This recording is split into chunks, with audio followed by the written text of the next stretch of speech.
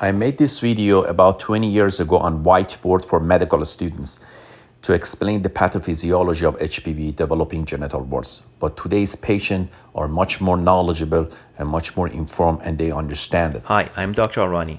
In this clip, I will demonstrate for you that how human papillomavirus infect your skin and create genital warts. So by knowing the pathophysiology of the disease, you will have better understanding and help you to choose the right approach to eliminate them from your skin. The other layer of the skin called stratum corneum. Skin, we have hair follicle, sebaceous glands which produce oil, so our skin stays smooth and soft, and we have sweat gland.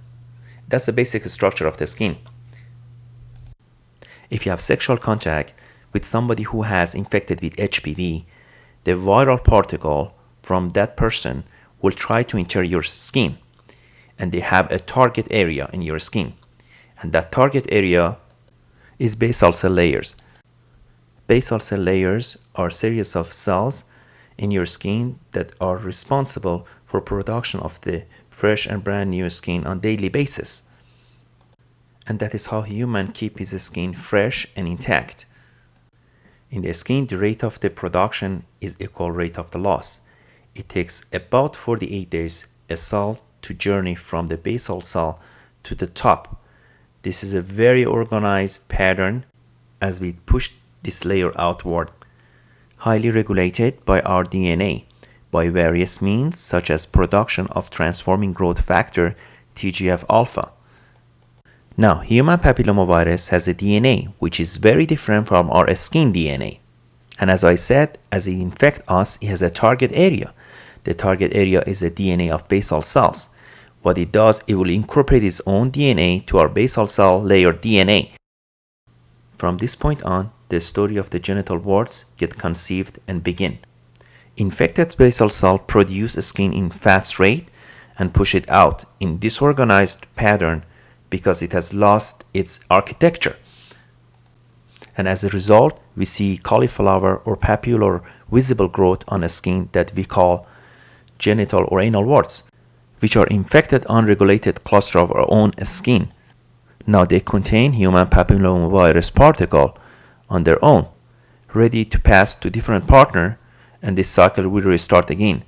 Not every growth on the genital is genital warts by HPV, so this needs to be examined by experienced physician or biopsied.